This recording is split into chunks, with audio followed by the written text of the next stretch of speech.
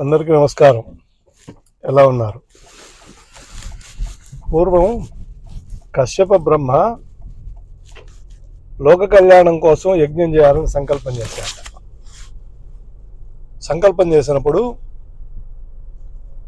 సింహపురి అంటే ప్రస్తుత నెల్లూరు జిల్లా ఆ పరివాహక ప్రాంతంలో 3 దగ్గరల అగ్ని ప్రజ్వలన చేసి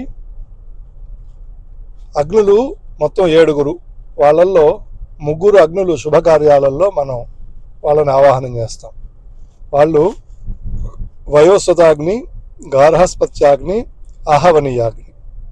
ఆ 3 అగ్నులను త్రికోణాకారంగా 3 ప్రదేశాలలో స్థాపన చేసి కశ్యప బ్రహ్మ లోకం కోసం యజ్ఞం చేశారట. యజ్ఞం చేసినప్పుడు ఒక్కొక్క అగ్నిలో నుంచి ఒక్కొక్కరు ఉద్భవించారు. ఒక అగ్నిలో నుంచి రంగనాథ స్వామి, తల్పగిరి రంగనాథ స్వామి, అందుకని దాన్ని తల్పగిరి అన్నారు. ఆయన పడుకో ఉంటారు అక్కడ. ఒక అగ్ని నుంచి నరసింహస్వామి, జనవాడ పక్కన ఉంటుంది, దాన్ని వేదగిరి అంటారు, నరసింహకొండ. ఒకటి వచ్చి ఒక దాంట్లో నుంచి మల్లికార్జున స్వామి, ఇది పెన్నా నదికి ఉత్తరం పక్క ఉంటుంది, దీన్ని రజతగిరి అంటారు. అంటే 3 గిరిల పైన 3 అగ్నులను ప్రతిష్టాపన చేసి కశ్యప బ్రహ్మ లోక కళ్యాణం కోసం యజ్ఞం చేస్తే ఆ 3 అగ్నులలో నుంచి 3 దేవతలు ఉద్భవించారన్నమాట. ఆ విధంగా మల్లికార్జున స్వామి ఉద్భవించారు కశ్యప బ్రహ్మ యజ్ఞంలో. అలా స్వామి ఉద్భవించిన తర్వాత వైభవంగా స్వామికి అక్కడ వేడుకలు జరుగుతున్నాయి. జరుగుతుండే సమక్షంలో స్వామి సాక్షాత్ కైలాసం నుంచి వచ్చి ఉండిపోయారు ఇక్కడ. అమ్మవారు ఆయన్ని వెతుక్కుంటూ వచ్చిందట. ఆయన్ని వెతుక్కుంటూ వచ్చి అమ్మవారు కూడా అక్కడ స్వామి పక్కన ఉండి ప్రతిష్ఠితమై లోకుల యొక్క కోరికలు ఈడేరుస్తూ అక్కడ ఉండిపోయారు. ఆ యజ్ఞం చేయడం వల్ల ఉద్భవించిన ప్రదేశం కావున యజ్ఞవాటిక అని ఒక పేరు. యజ్ఞము అంటే జన్నము తెలుగులో, వాటిక అంటే వాడ. ఆ యజ్ఞవాటిక కాస్త కాలక్రమేణా జన్నవాడగా నామకరణం రూపాంతరం చెందింది. ఆ తర్వాత కొన్నాళ్లకు దూర్వాస మహర్షి శాపం వల్ల ఆ యొక్క యజ్ఞవాటిక ఏదైతే ఉందో అది లుప్తం అయిపోయింది. ఎలాగా? పెన్నా నది పొంగిపోయి ఆ బీటలు వారిపోయి యజ్ఞవాటిక ఏదైతే ఉందో ఆ యజ్ఞవాటిక ధూపదీప నైవేద్యాలు లేకుండా ఇసుక మెటలో కప్పబడిపోయి ఆ కొండ 2గా అయిపోయిందట. ఇప్పటికీ చొన్నవాడికి వెళ్తే మీకు ఉత్తరం పక్క కొండ సపరేట్గా చూడొచ్చు మీరు. అలా కొన్నాళ్ళు ధూపదీప నైవేద్య హారతులు లేక అట్లా అయిపోయి అమ్మవారి విగ్రహం అక్కడ నుంచి తొలగిపోయి అంతా పుట్టలు పట్టేసి చెట్లు పట్టేసి అలా అయిపోయింది. ఆ తర్వాత కలియుగ ప్రారంభంలో కలియుగం ప్రారంభమై జరుగుతుండే సందర్భంలో ఈ యజ్ఞవాటిక ఈ జన్నవాడ గ్రామానికి దగ్గరలో పెనుబల్లి అని ఒక ఊరుంది. ఇప్పుడు పెనుబల్లి అంటారు, కానీ అది పెనుబలి. ఆ దుర్వాసుడి యొక్క శాపం తర్వాత ఆ సందర్భంలో ఏర్పడిన నగరం కాబట్టి దాన్ని పెనుబలి ఊరు కాబట్టి పెనుబలి అంటారు. ఆ పెనుబలిలో ఒక రైతున్నారు. ఆ రైతుకు చాలా పాడి ఉండేదట. ఆ పాడిలో బాగా పాలు ఇచ్చుండే ఒక ఆవు ఉండేది. ఈ ఆవు వెంకటేశ్వర స్వామి చరిత్ర దరిదాపుగా అలానే ఉంటుంది. ఈ ఆవు క్రమంగా పాలు ఇవ్వడం మానేసిందట. ఏమిటి పాలు ఇవ్వడం మానేసింది అని ఆ రైతు ఒక మనిషిని పెట్టి వాచ్ చేపిస్తే ఆ ఆవు నిత్యము ఒక పుట్ట దగ్గరికి వెళ్ళి పాలు వదులుతుండడం గమనించాట ఎవరు? ఆ సేవకుడు. అప్పుడు ఆ యొక్క రైతు ఎవరైతే ఉన్నాడో ఆ రైతు నలుగురిని తీసుకొచ్చి ఏంటి ఆ పుట్టలో ఏమున్నదని తవ్విస్తే ఆ తవ్వడంలో ఆ గుణపానికి కొంచెం లోతుకు పోయిన తర్వాత గుణపం బయటకు తీసినప్పుడు తవ్వుతూ రక్తం కనిపించిందట. ఏమైంది, పాము ఏమన్నా ఉన్నదేమో అని చెప్పి మొత్తం అంతా తవ్వితే లోపల శివలింగం ఉందట. ఆ శివలింగం యొక్క పై పెచ్చు ఆ గుణపం తగిలిన దానివల్ల పై పెచ్చు ఓడిపోయి దాంట్లోంచి రక్తం వస్తుందట. వెంటనే ఆ రైతు చేసిన తప్పు పశ్చాత్తప్తుడే స్వామిని ప్రార్థించి అప్పటికప్పుడు అది ఆ పెచ్చు తీసిన పెచ్చును అట్లనే పెట్టేసి అక్కడికక్కడే గుడిసె వేసి పూజాధికాలు ప్రారంభం చేశాట. గుడిసెలాగా ఒక ఆచ్ఛాదన వేసి ఆ స్వామి ఇప్పటికీ కూడా మూలస్థానంలో మల్లికార్జున స్వామి యొక్క శివలింగం ఆ శిలువ భాగాన ఒక పక్కన భిన్నం అయి ఉంటుంది, అది గమనించవచ్చు మనం. అయితే అలా జరుగుతున్నప్పుడు స్వామి ఆ రైతు కలలో కనిపించి, ఆ శిరోవేదన ఎక్కువగా ఉంది నీవు ఆ గుణపంతో కొట్టినందువల్ల, అందుకని మల్లె పువ్వులతో అర్చించమన్నారని.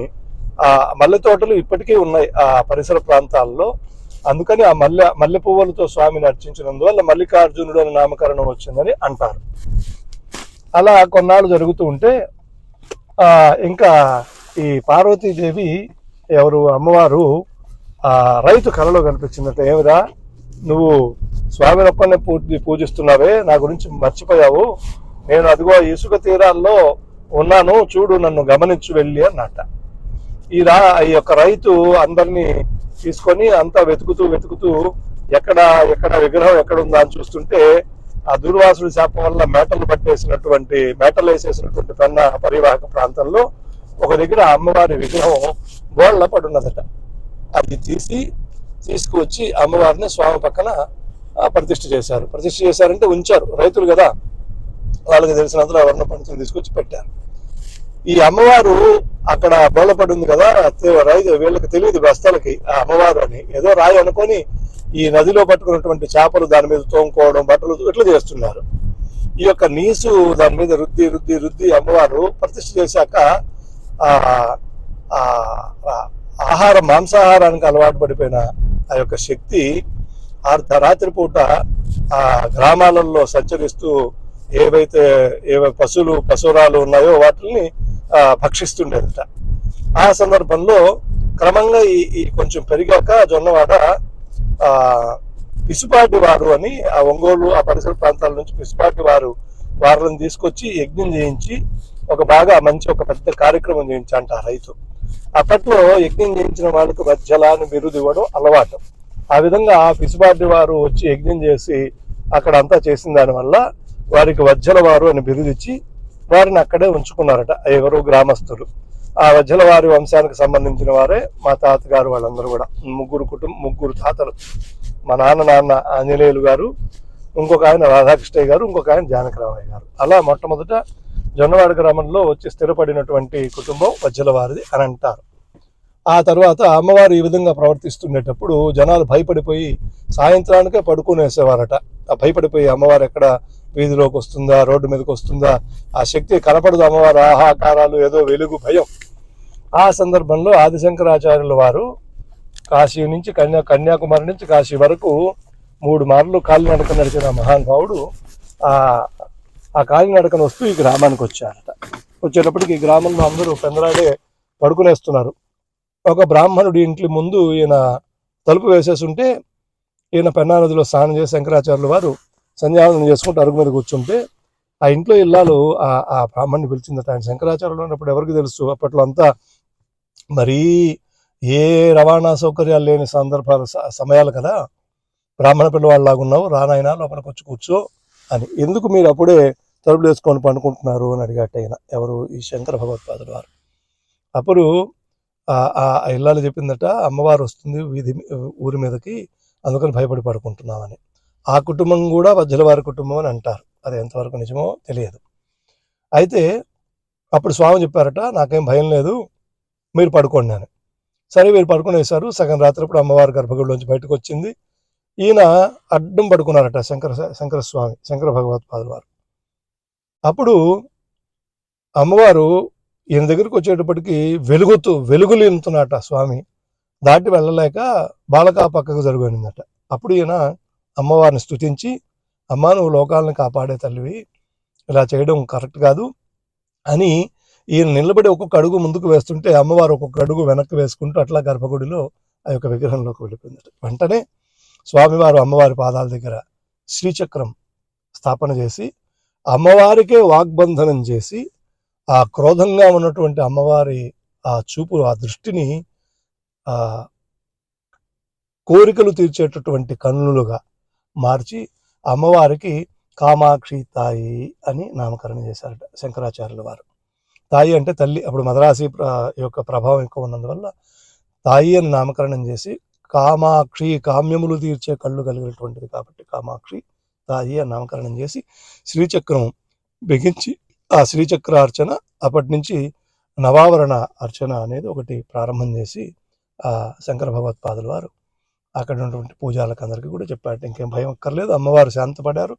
ఈ అమ్మవారి ఇక మీదట ఇక్కడ ఎవరైతే వచ్చి వరపడి నిద్ర చేస్తారో వాళ్ళ కళ్ళ బాలలాగా ముత్తైదులా కనిపించి కోరిన కోరికలు తీరుస్తారు, సంతానం లేని వాళ్ళకి సంతానం కలిగిస్తారు, అన్ని రకమైనటువంటి వాంఛలని అమ్మవారు నెరవేరుస్తారని చెప్పి ఆ స్వామివారు చెప్పి బయలుదేరే సమయంలో అప్పుడు ఆ గ్రామంలో ఉన్న వాళ్ళు అడిగారట, అయ్యా ఇన్నాళ్ళు మేము ఏదైనా తినే ఆహారం మధ్య మాంసాదులు అమ్మవారికి సమర్పించుకుంటున్నాం, ఇప్పుడు మేము శుద్ధ సాత్వికం అయిపోయిన అమ్మవారికి మేము ఏం సమర్పించకూడదో మేము ఎట్ట చేయాలంటే స్వామి అప్పుడు ఒక వేపమాను చూపించి ఈ కనకదుర్గ అవతారంగా మీరు అక్కడ జాతర చేసుకోండి, సంవత్సరానికి ఒకసారి అమ్మవారి స్వరూపంగా మీరు అక్కడ మీ యొక్క నైవేద్యాలన్నీ కూడా సమర్పణ చేసుకోండి అని చెప్పి ఆ తర్వాత వారు వెళ్ళిపోయారని చెప్తారు. ఆ విధంగా అమ్మవారు కామాక్షి తాయిగా ఆ జొన్నవాడ గ్రామంలో అలా వెలసిందనమాట. ఇప్పటికీ కూడా అమ్మవారికి వైశాఖ మాసంలో తిరునాళ్ళు జరుగుతాయి. అమావాస్య రోజు అమ్మవారికి కళ్యాణం, మిగతా దసరాలు బ్రహ్మాండంగా జరుగుతాయి, శివరాత్రి బ్రహ్మాండంగా జరుగుతుంది. ప్రతిరోజు కూడా ఎంతోమంది లక్షలాది వేలాది భక్తులు ఆ గుడికి వెళుతూ ఉంటారు. శుక్రవారం అయితే సందు ఉండదు. అక్కడ వరపడతారు అమ్మవారికి. ఎట్లా ఒక కొబ్బరికాయ తీసుకువెళ్ళి పసుపు కొమ్ములు, ఆడవాళ్ళు అయితే పసుపు కొమ్ములు, మగవాళ్ళు అయితే వక్కలు తీసుకువెళ్ళి అన్ని సన్నిధానాల్లో ఉంచి పూజ చేయించుకొని ప్రదక్షిణాలు చేస్తారు. ఆ గుడి పెన్నానదిలో స్నానం చేసి తడి బట్టలతో ప్రదక్షిణాలు చేసి ఆడవాళ్ళు మంత్రిచ్చి ఇచ్చినటువంటి కొబ్బరికాయని చేతిలో పట్టుకొని అమ్మవారికి బయట మండపంలో బోర్లో పడుకుంటారనమాట. చేతులు చాచి అరచేతుల్లో కొబ్బరికాయ పెట్టుకొని అలానే నిద్రపోతారు. అమ్మవారు కలలో ఒక బాలగానో ముత్తైదువుగానో అలా వచ్చి వాళ్ళకి పాయసమో పొంగలు కొబ్బరు పండో ఇస్తుంది, ఫలమో. అలా ఆ అమ్మవారు కనిపించేంత వరకు ఉత్త మంచినీరు తప్ప ఇంకేమీ తినరు. 1 రోజు 2 రోజులు 3 రోజులు వారం రోజులకు కూడా అమ్మవారు కనపడలేదని అంటే ఇంకా వారు ఉండలేక ఇంకా ఆజ్ఞ లేదనుకొని ప్రదక్షిణ చేసినటువంటి పసుపు కొమ్ములు కొబ్బరికాయ గుడిలో సమర్పించి అర్చనించుకొని వెళ్ళిపోతారు. తర్వాత మరలా ఇంకోసారి దీక్ష తీసుకుంటారు. దాన్ని వరపడడం అంటారు. ఆ విధంగా అమ్మవారు కలలో కనిపించి ప్రసాదం ఇచ్చిన వాళ్ళకి కొన్ని లక్షల మందికి సంతానం కలిగిన వాళ్ళు ఉన్నారు. అలాగే కొన్ని లక్షల మంది రోగాలు పోగొట్టుకున్న వారు ఉన్నారు. ఇప్పటికీ అంత అచంచలమైన విశ్వాసంతో అక్కడ వీడు ఇంకా పనికిరాడు అని గొలుసులు కట్టేసి డాక్టర్లు వదిలేసిన దయ్యాలు పిశాచాలు పెట్టిన వాళ్ళు, ఆ మానసిక స్థితి బాగలేని వాళ్ళు తీసుకొచ్చి అక్కడ వదిలేస్తే ఆ అమ్మవారి గుడి చుట్టూ ప్రదక్షిణాలు తిరిగి పెన్నా నదిలో స్నానం చేపించి తీసుకొస్తే తిరుగుతుంటారట గొలుసులు కట్టేసింటే. ఆ ప్రసాదం తిని బాగైపోయి వెళ్ళిపోయిన వాళ్ళు ఎన్నో వేల మంది, లెక్క పెట్టలేనంత మంది ఉన్నారు. అట్లా కోరిన కోరికలు తీర్చే కల్పవల్లిగా నెల్లూరు జిల్లాలో పెన్నా నదికి ఉత్తర భాగంలో పరివేష్టితమై కామాక్షితాయి సమేత మల్లికార్జున స్వామి ఆలయం విపరీతమైన అద్భుతమైన అనన్య సామాన్యమైనటువంటి అసాధారణమైనటువంటి ప్రతిభతో ఆ యొక్క విశేషమైనటువంటి శక్తితో వెలుగుతోంది.